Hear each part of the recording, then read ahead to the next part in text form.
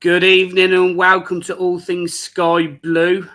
This is a little bit of a special one because it's another interview with an ex-player, and it's quite poignant.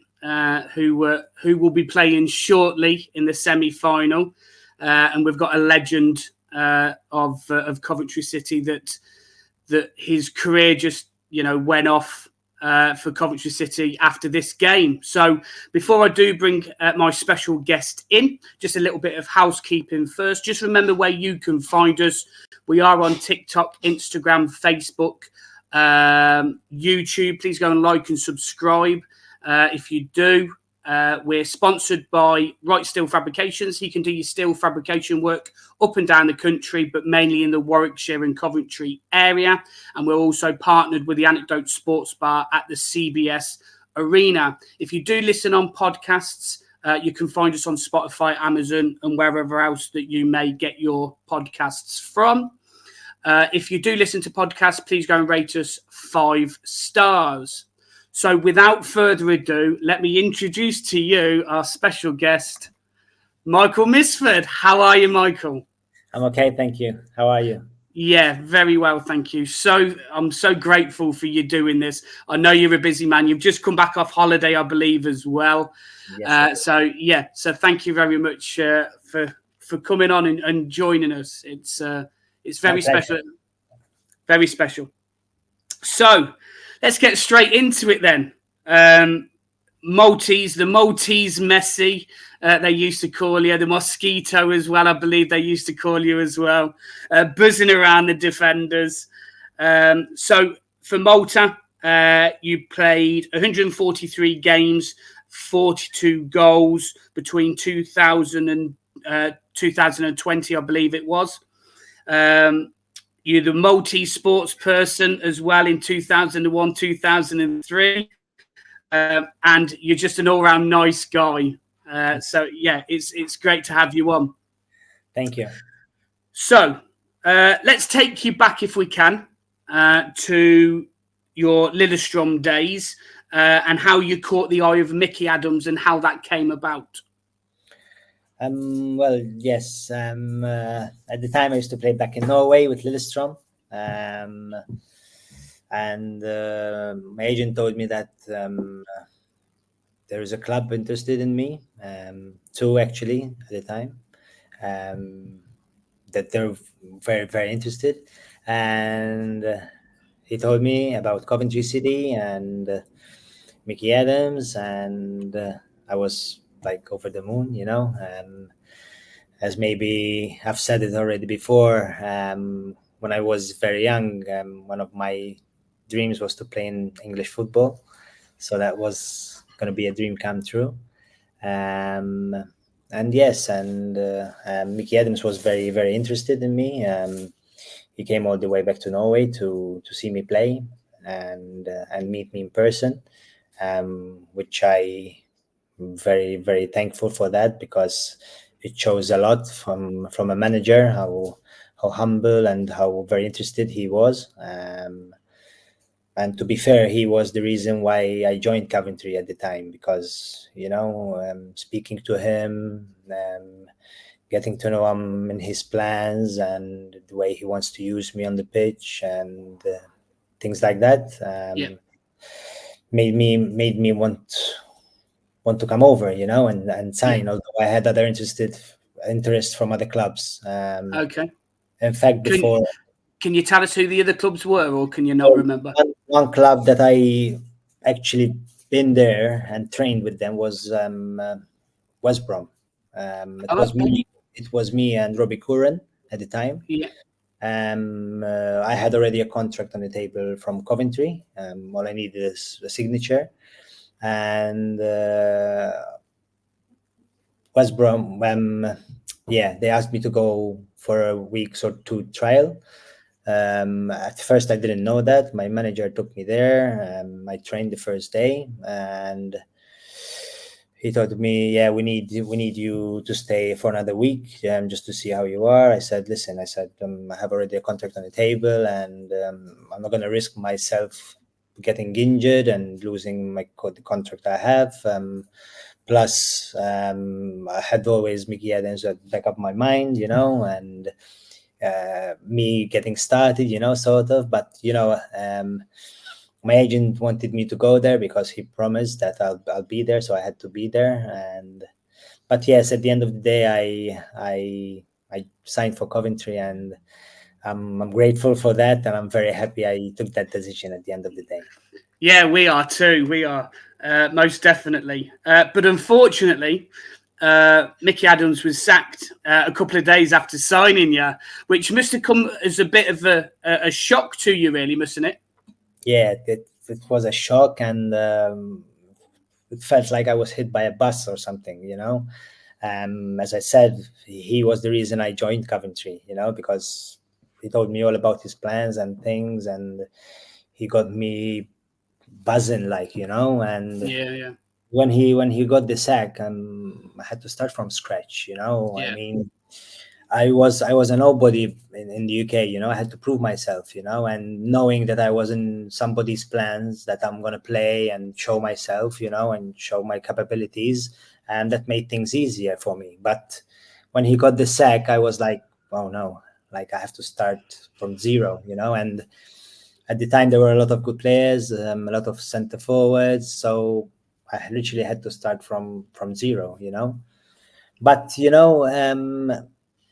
things like this that get the best out of people at times, and I think passing through that, I literally showed myself and showed that I was capable of making the team. Yeah, you definitely did. Obviously, you signed in the January. So that was the 06-07 season. You made 19 appearances and you scored 4 goals. So to be fair, that's not it's not a poor return. You didn't score. It's not like you didn't score any at all. You started scoring a few. And obviously, you mentioned some of the strikers. So you had Dele Adebola, you had Stern John, you had Gary McSheffrey with you as well. You had Michael Doyle, Jay Tabb, you had Robert Page, the Welsh manager now, Elliot Ward as well. To name just a few.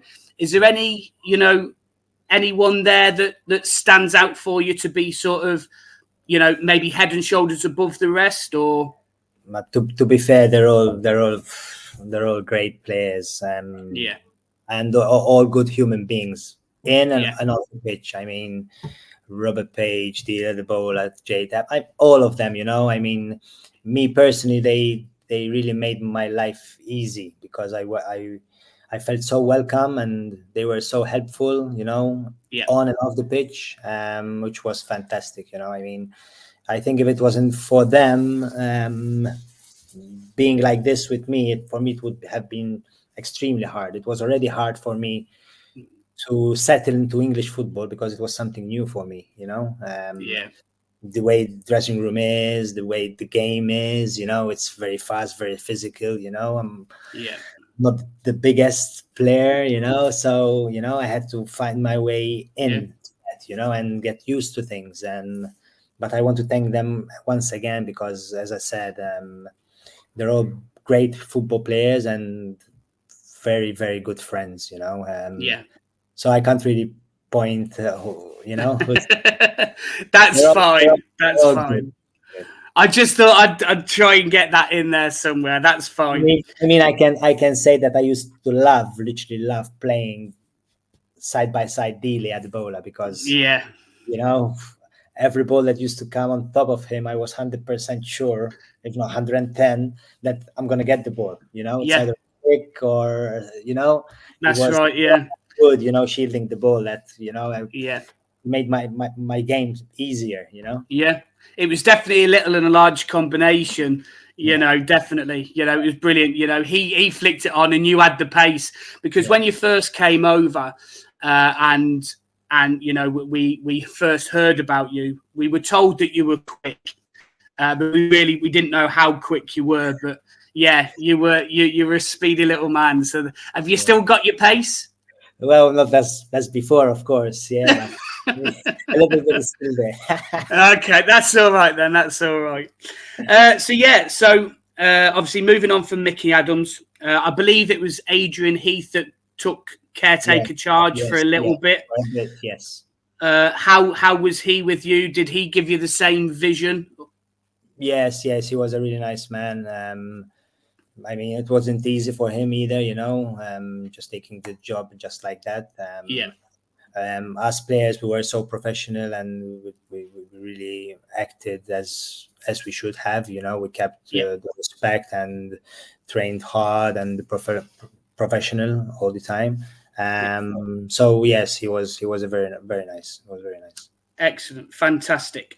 And obviously then Ian Dowie came into the club as manager. How was Ian Dowie? What was his management style like while you were there? Because obviously in the 07-08 season was your most prolific season with Coventry, 47 appearances, 17 goals. So he really sort of took you to that next level, knowing that you could play in that championship, didn't he? Yes, but at first it wasn't like that. I mean, at the beginning, of course, when Ian Dowie came, he got some players with him. Of course, every manager does that. So reaching my competition increased then. And at first he wasn't a big fan of small players. Okay. So I started on the bench a lot of the games in the beginning, and then of course I used to play a bit and score a goal, go in again the next game and score a goal, and then I put him under pressure. He couldn't not start me. And then one game I started, and that was it. I was banging goals and enjoying myself. Yeah.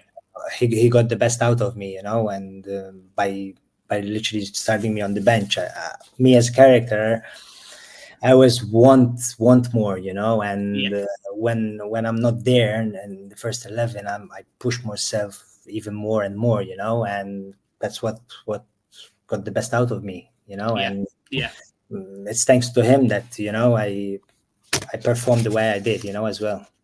Yeah, definitely. Obviously, you've just mentioned there that he brought his own players in. Just to name a few again: Leon Best, Scott Danny Fox, Leon McKenzie, Kasper Schmeichel, and Big Ben Turner as well. Any of them sort of stand out for you that you thought might go on to better things? I mean, they're all good players again, and I mean, Leon Best is also another big striker, and he went to the Premiership, so he proved himself really well, and I mean, every good player in a team is good because it brings more competition. It gets the best out of every individual, and you have a stronger squad. So, I'm happy with that, but of course, every player has to make that extra effort to win his place in the team. And when I said before that Mickey Adams got the best out of me, I meant also his team, John, Tim Flowers, because they helped me a lot. I mean, with Tim Flowers, he used to be very patient with me. Like after every session, nearly, I used to spend 15-20 minutes just shooting. Oh wow! Being a goalkeeper and just. He used to give me hard passes from the sides, and I control. Okay. We used to do that very often, Wow. And that worked on my sharpness in the box, and at the edge of the box, Yeah. So these little things that matter, and practice makes perfect. Definitely. I think Ronaldo, I think is known or was known at Man United for being the first one there taking free kicks, being the last one there taking free kicks, and we all know how good he is at doing that, don't we?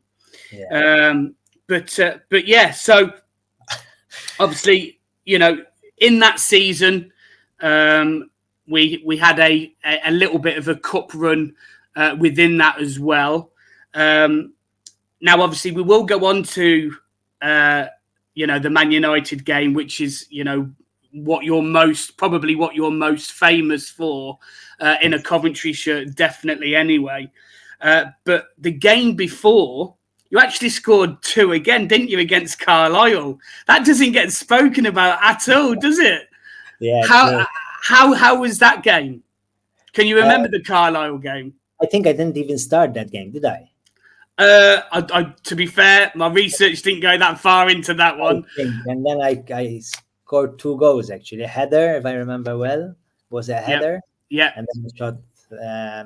But yeah, I mean, the big games are the games that people remember, and also we played Blackburn and we won 4-1. That's right, yeah. A big game as well. I mean, they were fifth in the Premiership at the time. They had all amazing players and such a good squad, and we managed to play a fantastic game. I remember Dean scoring an amazing goal. He was bumping into everybody and scored. That's right, yeah. Everybody had a great game, and that you never hear about this game, No, that's right.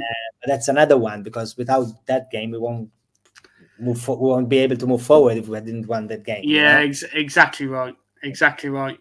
So obviously, the reason why we're talking about the Man United game is because we've got the big semi-final coming up on the Sunday, the 21st. Are you hoping to be there, Michael? Yes, of course. Fantastic. So, obviously, they've still got a few league games to go before that semi-final. But can you just tell us what it was like for you and what they might be feeling leading up to a big game like that? Well, I don't know the players at the moment actually how they're feeling. Coming from me, that I came from nothing, and finding myself playing in Old Trafford against Man U, for me it was something huge. I mean, since the draw, I was dreaming just about the game, and walking and thinking about the game. So for me it was something really, really, really big, and I was already imagining myself playing and having half chances and taking them. That's how I used to prepare myself and think for the game. I mean, I guess everybody feels, how do you say, feels it playing in Old Trafford. I mean, it's the excitement, and I'm pretty sure everybody is well prepared and thinking about the game. Although they have still games coming up, they're professional enough to put the game aside and focus on the game coming. But I remember when I was there, and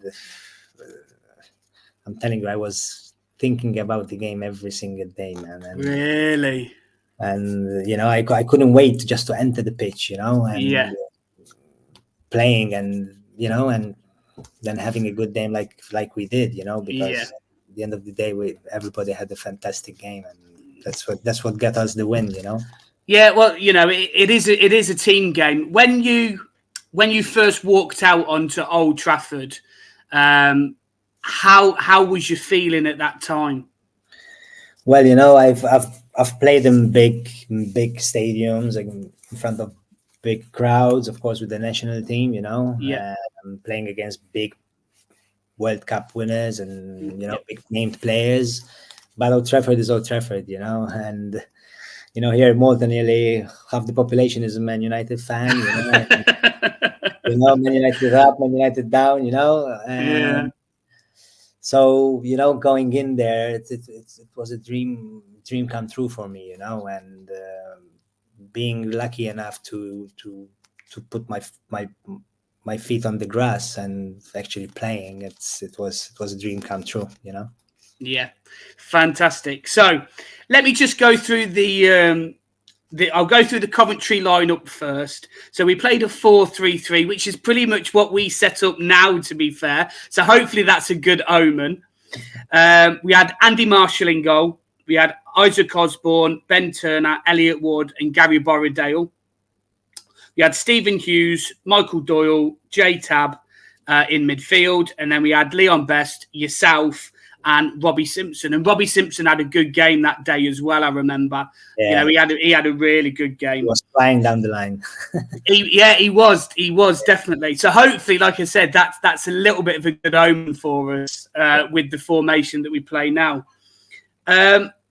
What was, obviously Mickey Doyle was and Elliot Wood were the main two sort of captains, if you like. What were they saying to you before the game? Were they just riling you up, or?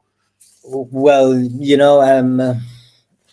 everybody was so focused on his game and concentrated, and everybody was supporting each other, and it feels really good when you're on the pitch and you try something and you do a mistake, and you know that you have your friends back all the time. That gets the best out of you, because even if you're not capable, I mean, I'm not the biggest player, but I tried things, and I have my friend's support, and if I lose the ball, I know he's there for me, and vice versa, and that really helped us a lot. I remember on the day, and knowing that we have each other's back, and also the managers. I remember Tim Flowers just grabbing my head like this, and telling me, "Hey, don't worry, man. It's just do your thing. You're as good as anyone out there, And that filled me up even more, and Howie in the speech speaking to us, and filling us up with energy, and good vibes, and then, once he finishes us together, as a team, as a unit, supporting each other, and that's what really what was nice about us at the time, because we were like united, we're one family, we wanted the same thing, no matter what, I'm there for you, and hopefully, it will be the same feeling and the same energy, and which is very, very important, on the day. Yeah, as you just mentioned there, you said that you've got a togetherness and that you're a family, and looking obviously as a fan inside, I very much feel that we've got the same sort of connection now. In the players, do you think that as well? Way back it wasn't so, but now I think it's tip top. I mean, you can see also the performances. I mean, we're playing really well, and scoring goals, and supporting each other. Even when we're down, we managed to turn the game around, and win the game. So that shows character, that shows energy, that shows willingness, and belief, So having those, I mean, you win games day in, day out, Yeah. So let's just, I'll go through their team now. So they played a 5-3-2. They had Thomas Cusack. They had Johnny Evans. They had Gerard Piqué at the back.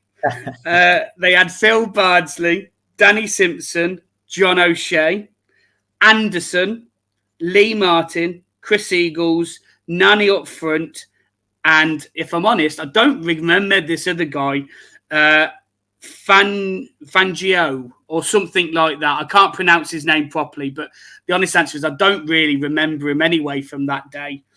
They used the subs Wes Brown, Michael Carrick, and Fraser Campbell. The one that stands out for me is probably the one, is Gerard Piqué. I know he was just starting his Man United career out, but what was it like to play against, Gerard Piqué when he first started? I mean, again, he's double my size, So, it's banging with him. It's like banging with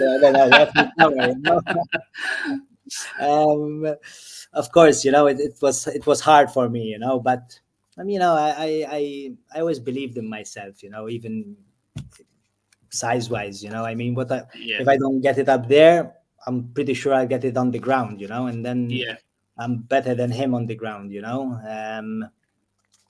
But yes, as I said before, I mean, we were such a unit on the day that it made things much easier. I mean, Yeah. of course, PK is I don't know 100 times better than me. But I'm not sure about that one. by believing and working hard and having the willingness to win, and yeah, I mean, on the day we were everybody was superb, Yeah. everybody was superb. I mean, Yeah. Andy Marshall, I remember that save he got just before. That's right. Yeah.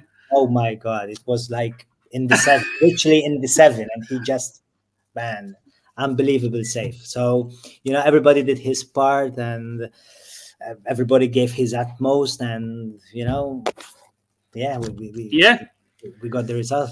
So let's talk about your goals. Obviously, the first one, Michael Doyle got it out.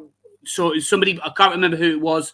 Somebody passed it to Michael Doyle. Michael Doyle knocked it around Gerard Piqué at the time, and you just slid in, didn't you? Yeah. What was that first goal like, scoring that? Well, just before that goal, exactly the same situation, exactly the same player, Michael Doyle, put another ball in, and I missed the ball. I didn't get to it. Okay. But then I remembered my teammate back in Germany, Miroslav Klose, because okay. he's a legend, Yeah. I always ask, because I always want to learn, and who can you learn better than him, Yeah.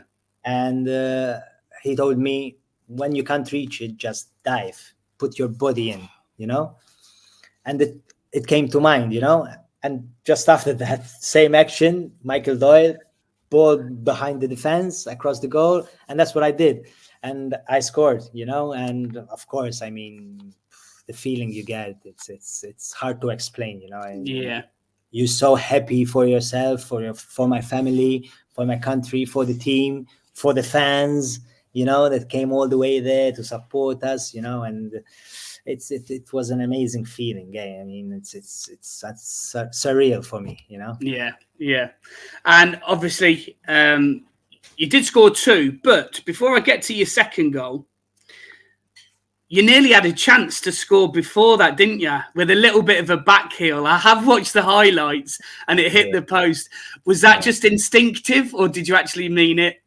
No, actually, to be honest with you, as a forward, you try and attack the goal and go in front of the defender. But Simpson made a very good run on the side, and his cross, I mean, while he's running, I was already in the box. So when the cross came, it came slightly behind me. So that was my only option, and I tried it, but I was unlucky. It didn't go.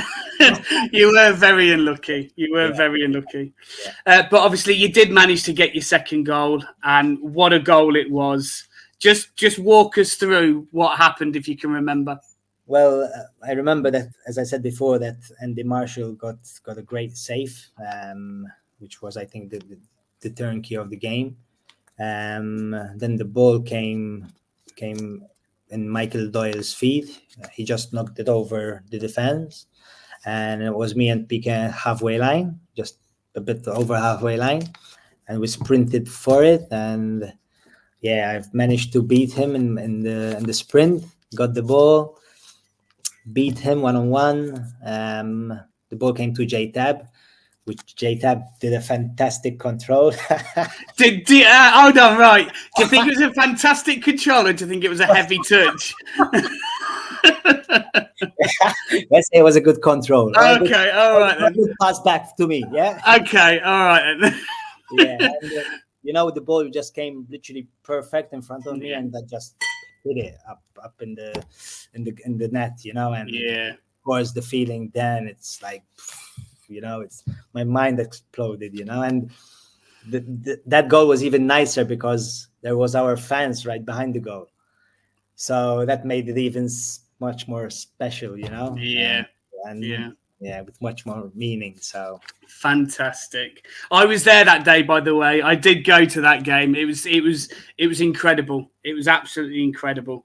Every single one of yous on that pitch just made us so proud that day. And it was it was fantastic. It was fantastic. Before, when you were growing up, did you see any FA Cup games? Did you hear about it before you come to England, or? I did hear that Coventry won the cup before. Yeah, 87. Yeah. Yes. But of course, when I was very young, I didn't follow that much, Okay. But I always had the dream to play in English football. I have an interview at 7 that I want to be a professional football player playing in England, because, as I said before, here in Malta, it's the Premiership. That's the main world. Before, it was even worse than today. It was, so special. The Premiership. Yeah. So I followed a bit. Fantastic. So that's it.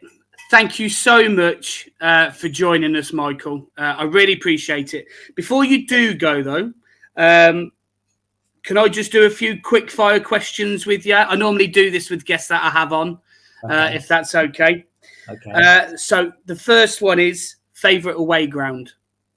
When you were playing for Coventry, what was your favourite away ground? Including the cup? Yeah, including the cup. You're going to say Old Trafford? It has to be, yes. It has to be. Yeah. Okay. Yeah. Any other one that comes to mind? I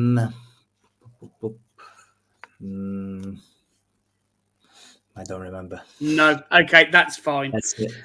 Okay. Do you remember the worst away ground? Well, I remembered my first game, and I will never forget the game. That was Plymouth away. It was so windy and so cold and so muddy. So a bit of everything. My God, I think I have to go with that. Right. Okay. For your first game, Plymouth. Right.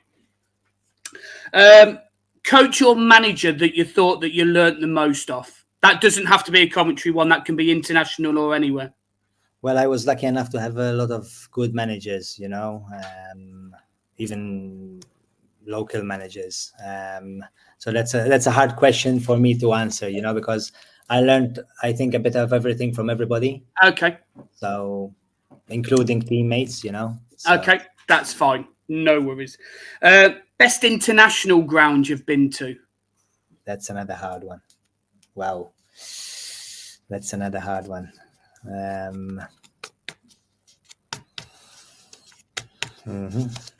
Wembley. Wembley. Wembley, yes. Yeah. Okay. Let's go with Wembley. Yeah. Wembley. Okay. Yeah. Who was the best trainer that in your time at Coventry? Who was your best trainer? Well, I had Mickey Adams, which I did only a couple of days with him, and then I had Dowie and I had Coleman. So I have to go with Ian Dowie. Yeah. Okay, Ian Dowie. And who was the best trainer in terms of players on the training field? Who was the best trainer that you come up with? We had at the time there was John. Who? Sorry, Stern John. Stern John. Yeah. And Tim Flowers was the goalkeeper coach. Okay. So yeah, the whole team. I mean, yeah, they all did their part. So fantastic, brilliant. Right, what are you up to nowadays? Well, I'm enjoying life. I'm enjoying my son as much as I can. Okay. Spending good quality time with him. Waiting for something good to come up. To be honest with you. Okay. Maybe as an ambassador of some sort. Okay. Or anything close to that, yeah. And yeah, then we'll see. Have you stopped playing now? Have you completely retired? Yes. Yeah. At times I go and play a game with the veterans, just to see my friends and keep myself. Yeah. But that's it. Well, you're still looking good, Michael. You're still looking good. Thank you. You're welcome. Right. So thank you very much again for joining me. It's been brilliant to have you on. And when we finish recording, don't shoot off. We'll have a quick conversation afterwards as well. Okay. All right. Thank you for having me. Thanks so much. Thank you so much, Michael. Cheers. Bye. So just remember, guys, where you can find us. We are on Facebook, TikTok, X, Instagram. We're sponsored by Right Steel Fabrications, and we're partnered with the Anecdote Sports Bar at the CBS Arena. This will be going on to YouTube, so please have a look at it. If you like it, please go and like and subscribe as well. It will be formed into a podcast as well, so go and rate us 5 stars if you happen to listen to it as well. So all I can say is thank you very much, Michael. It's been brilliant. Hopefully we can take some of what you had back in 2007 to 2024 when we play then at Wembley. So, yeah, brilliant. Thank you very much. Speak to you later, guys. Thanks. Bye. Bye-bye. Bye.